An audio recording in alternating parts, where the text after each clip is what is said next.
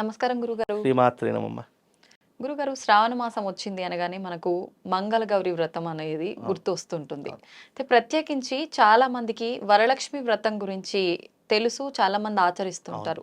మంగళగౌరి వ్రతం అనేసరికి చాలా కొద్ది మంది మాత్రమే ఆచరిస్తూ ఉంటారు. హ్మ్. నిజంగా మంగళగౌరి వ్రతం అంటే మంగళవారమే ఆచరించాలా? హ్మ్. ఏ రోజున ఆచరించాల్సి ఉంటుంది ఆ మాసంలో? హ్మ్. ఇలాంటి సందేహాలు ఉంటూ ఉంటాయి గురుగారు. ఆ వ్రత విధానం ఏ రకంగా ఉండాలి?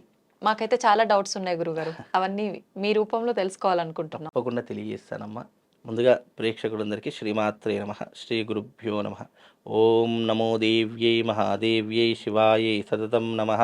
నమః ప్రకృత్యై భద్రాయై నిహతాం హ్రతాస్మిత సర్వమంగళమాంగళ్యే శివే సర్వార్థసార్థకే శరణ్యే త్ర్యంబకే గౌరీ నారాయణి నమోస్తుతే. మంగళగౌరీ వ్రతం అనేటటువంటిది కొత్త దంపతులు ఆచరించవలసినటువంటి వ్రతం. హ్మ్. అయితే ఈ మంగళ గౌరీ వ్రతం అనేటటువంటిది మన మనుషులే కాదు, దేవతలు సైతం ఆరాధించి తమ యొక్క భర్తల యొక్క ఆయుష్ని పెంపొందించుకున్నటువంటి వ్రతమే ఈ మంగళ గౌరీ వ్రతము. హ్మ్. అయితే కొత్తగా పెళ్ళైనటువంటి దంపతులు ఎవరైతే ఉంటారో వాళ్ళు, అంటే ఈ సంవత్సరంలో కానీ లేదా పోయిన సంవత్సరం శ్రావణ మాసం తర్వాత ఆ! ఎవరైతే పెళ్ళిళ్ళు చేసుకున్నారో వాళ్ళందరూ కూడా ఈ శ్రావణ మాసంలో మంగళ గౌరీ వ్రతాన్ని ఆచరిస్తే హ్మ్. భర్త యొక్క ఆయుష్ పెరుగుతుంది. ఓకే. భర్తకు ఎలాంటి ఆరోగ్య సమస్యలు లేకుండా, హ్మ్. ఎలాంటి అపమృత్యు బాధ లేకుండా ఆ గౌరీదేవి తప్పకుండా వాళ్ళందరినీ కూడా రక్షించేటటువంటి దేవతగా వాళ్లకు ఈ యొక్క మాంగళ్య బలం అనేటటువంటిది ఎక్కువగా ఉంటూ ఉంటుంది. హ్మ్.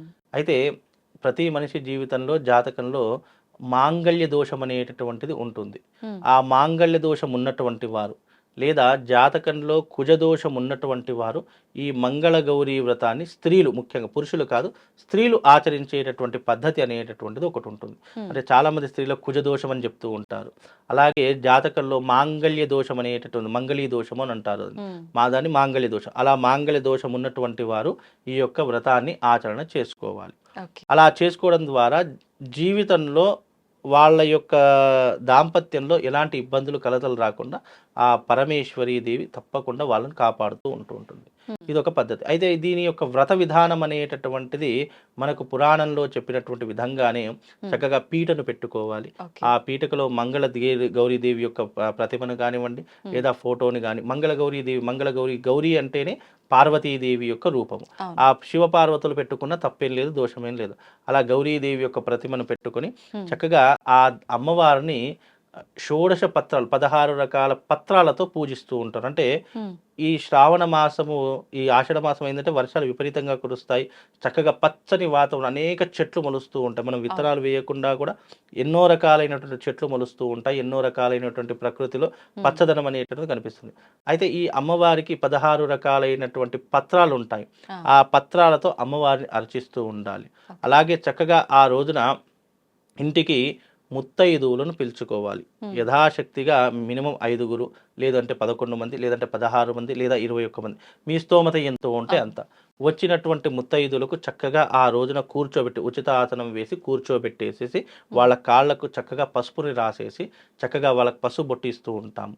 అంటే వచ్చిన ప్రతి అతిథి కూడా మనకు గౌరీదేవితో సమానం, అమ్మవారితో సమానంగా భావన చేసుకుంటాం. హ్మ్. అమ్మవారిని ఎంత ప్రేమగా, ఎంత భక్తితో చూసుకుంటామో ఆ రోజున వచ్చినటువంటి స్త్రీ ముత్తైదును కూడా అదే రకంగా చూసుకోవాలి. అంటే ఓకే. అమ్మవారి స్వరూపంగానే చూసుకోవాలి. చక్కగా వాళ్ళకి పసుపు బొట్టులు ఇవ్వుస్తూ ఉండాలి. చక్కగా కాళ్ళకి పసుపు పెడుతుండాలి. హ్మ్. ఆ రోజున తప్పకుండా వచ్చిన ప్రతి ఒక్క అతిథికి భోజనం పెట్టకుండా ఇంటి నుంచి పంపించకూడదు. ఆ ఓకే. రోజున భోజనాలు కూడా పెట్టాలి. అలా చేసిన తర్వాత అమ్మవారి యొక్క స్వరూపంగా ఆ రోజున తప్పకుండా వచ్చినటువంటి అతిథులకు, ఎవరైతే ముత్తైదులు ఉంటారో సువాసినులు, హ్మ్. వాళ్లకు ఒక రవిక కనుమ, వీలైతే మీ స్తోమత బాగా ఉంటే చీర, రవిక కనుమ ఇచ్చేసేసి హ్మ్. చక్కగా దానిపైన తాంబూలం పెట్టేసి వాళ్లకు వాయనంగా ఇవ్వడం ద్వారా, హ్మ్. అలా ఇస్తే గనక వాళ్ళ యొక్క సౌభాగ్యం సమృద్ధిగా ఉంటుంది అని చెప్పేసి ఈ మంగళ గౌరి యొక్క చాలా ప్రత్యేకమైనటువంటి రోజుగా భావన చేసుకుంటూ ఉంటాం. ఓకే. ఇది ప్రతి ఒక్క స్త్రీ తన పుట్టింటి యందు గాని వీలైతే అత్తింటి యందు గాని కూడా చేసుకోవచ్చు. విశేషంగా పూర్వకాలంలో ఏంటి అంటే గనక ఇది పుట్టింట్లో జరిపించుకునేటటువంటి వారు. ఇప్పుడు చాలా దూరం అయిపోతుందా లేదా అనుకూలంగా లేదో ఇప్పుడు అత్తింట్లోనే చేసుకుంటున్నారు.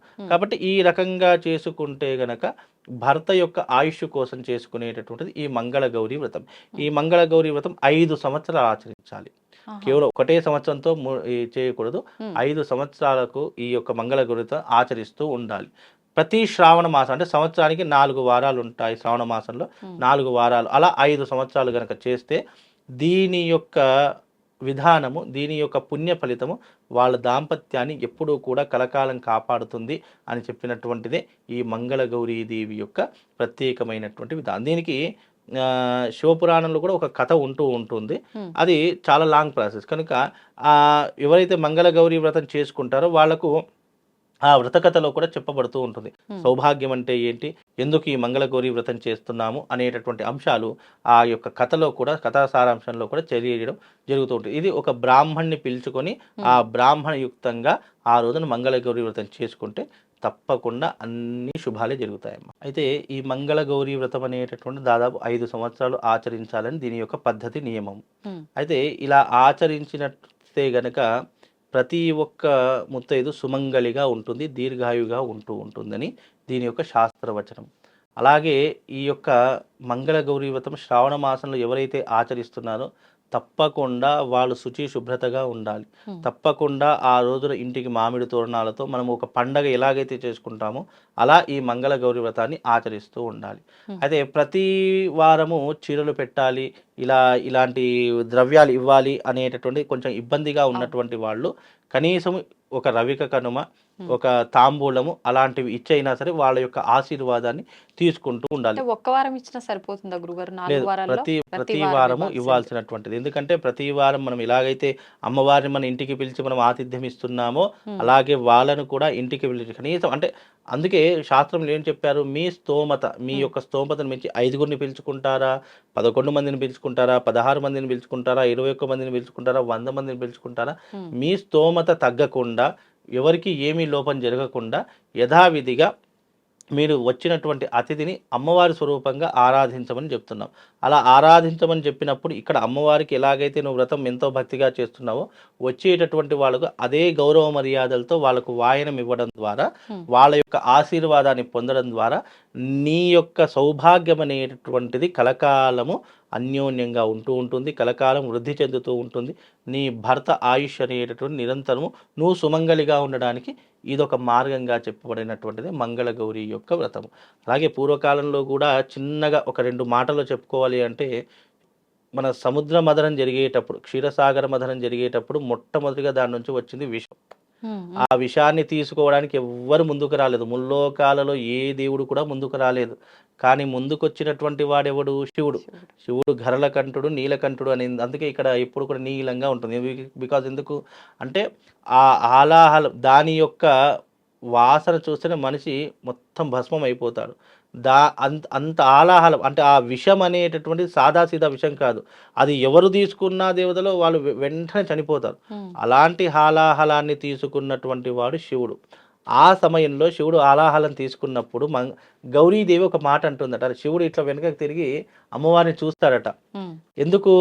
నేను ఆలాహలం తీసుకోవడానికి వెళుతున్నాను, నీకు సమంజసమేనా, మరి నాకు ఏదైనా అయితే నీ పరిస్థితి ఏంటి అని ఒక చిన్న చూపు చూస్తే అంటే దాంట్లో అంత అర్థం ఉంది.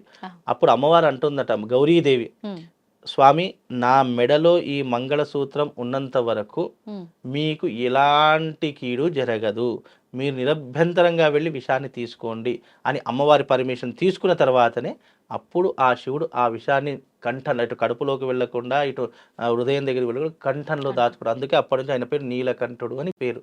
అంటే గౌరీదేవి మెడలో మంగళసూత్రము ఎంతనైతే గొప్పనైనటువంటిదో ఆ గౌరీదేవి కొన్ని కోటాను కోట్ల మందికి తన యొక్క సౌభాగ్యాన్ని ఏ రకంగా ఇస్తుందో అనేటటువంటి దానికి నిర్వచనము ఈ యొక్క శివుడి యొక్క కథ, గౌరీదేవి యొక్క కథ. అంతే ఆ పరమార్థం అనేటటువంటిది అంటే స్త్రీ ఎంత సుమంగళిగా దాంపత్యంగా ఉండాలి అంటే తన మంగళసూత్రాన్ని కూడా తన భర్త ప్రతిరూపకంగా కొలవాలి. ఇప్పుడున్నటువంటి స్త్రీలు మంగళసూత్రం వేసుకోవడం కూడా మర్చిపోయారు. కాకపోతే అది పక్కన పెడితే మంగళసూత్రం అనేటటువంటిది భర్తకు ఆయుష్ పెంచేటటువంటి, అందుకే అంత పెద్ద శివుడు కూడా ఒక్కసారి ఇలా చూశాడంటే గౌరీదేవి యొక్క మెడలో ఉన్నటువంటి మంగళసూత్రం యొక్క పవరే ఆ పరమేశ్వరుని రక్షించేటటువంటి గొప్ప ఆయుధం. అందుకే అంత వైశిష్టం. కాబట్టి మంగళ గౌరీదేవిని ఎవరైతే పూజిస్తారో ఆ వాళ్ళ భర్త ఆయుష్కి ఎలాంటి ప్రమాదం రాదు. ఎలాంటి గండాలున్నా, ఎలాంటి విపత్తులున్నా అవన్నీ కూడా త్రుటిలో తప్పిపోయేటటువంటి అవకాశం కూడా ఈ మంగళ గౌరీదేవి వ్రతం వల్ల కలుగుతుంది. అందుకే దీనికి అంత ప్రాముఖ్యత. మంచి విషయాలు తెలియజేశారు గురుగారు. ధన్యవాదాలు. శ్రీమాంత్.